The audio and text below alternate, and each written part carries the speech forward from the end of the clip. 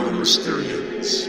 In our last lesson, we have studied the progression of development of lower forms of intelligent life, from primitive to advanced civilizations, and the hurdles that they must inevitably pass to avoid premature extinction. When intelligent life forms first emerge in the evolutionary process, their true-making ability leads to a radical break with the surrounding ecosystems that would otherwise sustain them. We'll begin with the history of an extinct lower form of intelligent life in the 451st quadrant of outer space known as humans. We have been observing them for the last 50,000 years.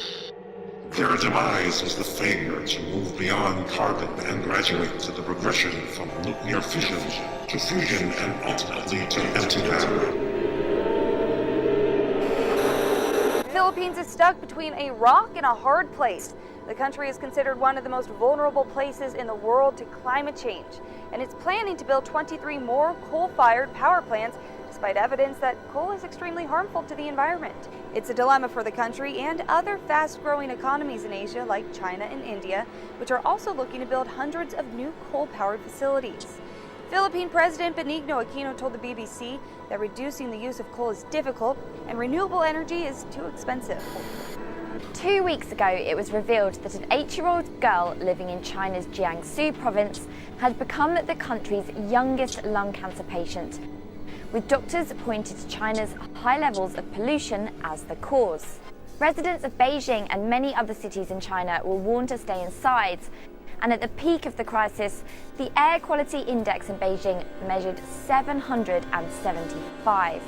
To put this figure into context, anything below 50 is considered good, while anything above 300 is considered hazardous. There's the phenomenon known as cancer villages. This map shows the location of 459 cancer villages. Linfen is located in Shanxi province, the heart of China's coal industry, and residents there claim that they literally choke on coal dust.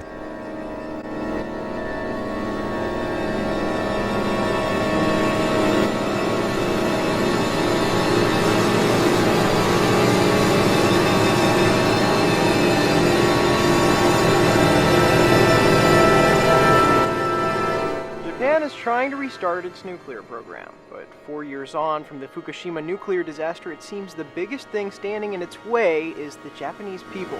The country's 18 nuclear plants have all been closed following 2011's meltdown, which is a big deal for a country that relied on nuclear power for close to 30% of its electricity. As foreign policy rights, in the meantime, imported fossil fuels have been filling that gap. Coal will be the only baseload option left to power about 30% or more of the Japanese electricity sector, which looks like a significant step back for the country that hosted the first substantive agreement on greenhouse gas emissions in 1997's Kyoto Protocol.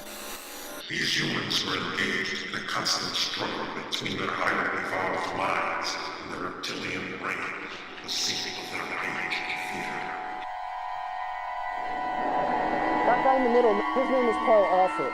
He just developed a rotavirus vaccine with a bunch of other people. It'll save the lives of 500,000 kids in the developing world every year. Pretty good, right? Well, it's good, except that Paul goes around talking about vaccines and says how valuable they are, and the people ought to just stop the whining. So, Paul's a terrorist. When Paul speaks in a public hearing, he can't testify without armed guards. He gets called at home because people like to tell him that they remember where his kids go to school. And why? Because Paul made a vaccine.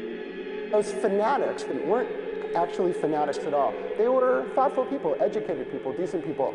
They were exactly like the people in this room. People wrap themselves in their beliefs, and they do it so tightly that you can't set them free. Not even the truth will set them free. In the 1950s, psychologist Dr. Solomon Asch was among the first to examine the power of conformity. Asch decided he wanted to see whether the average person, under the right circumstances, could be made to conform.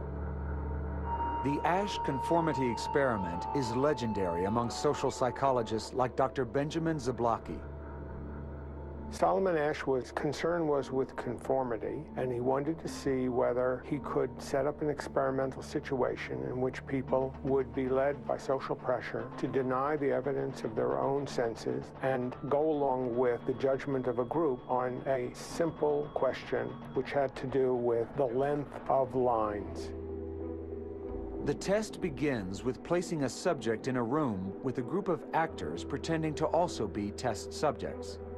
Here's Exhibit 1. They are all shown a pair of cards. The first has a line drawn on it. The second has several lines of different lengths. The test subject is asked to pick the line that matches the one on the first card. Everyone else, all of the actors who are pretending to be experimental subjects, give the wrong answer. B. After all of these actors have given the wrong answer, B.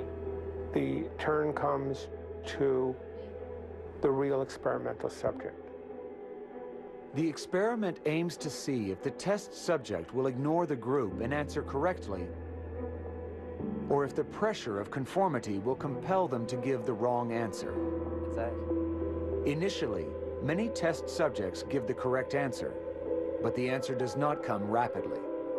But as the test continues, most subjects conform to the group and start giving the wrong answer. The desire to be accepted overcomes the desire to do what's right.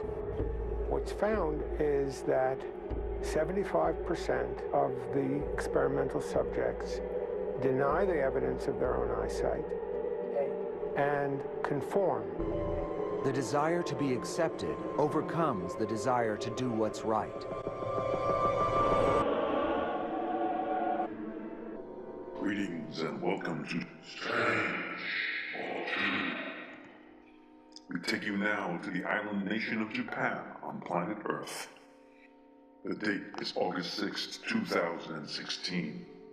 It is the 70th anniversary of their first atomic bombing at the end of Earth's Second World War.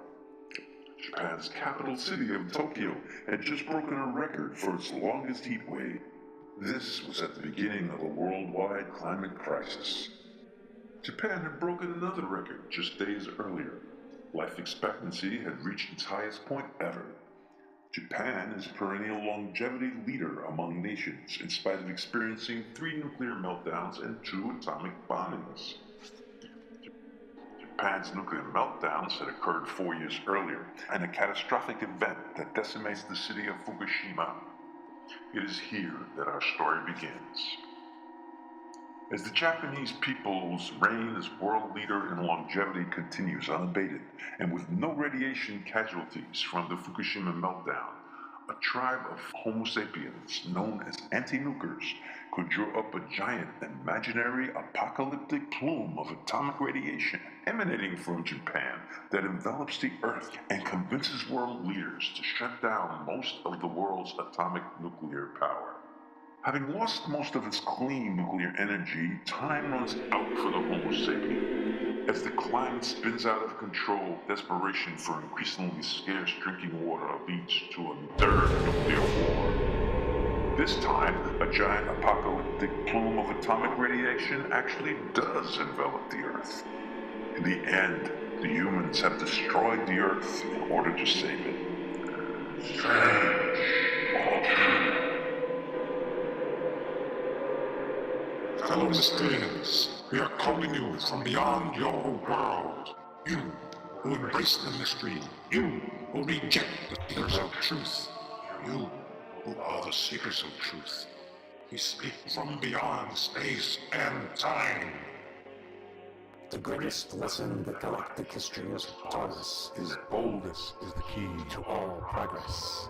Boldness has genius and power and magic. To all mysterious from planet Earth, you have proved yourself worthy of a second chance. You have moved back the course of time. Your path is now clear. Be bold to adventure to Mars.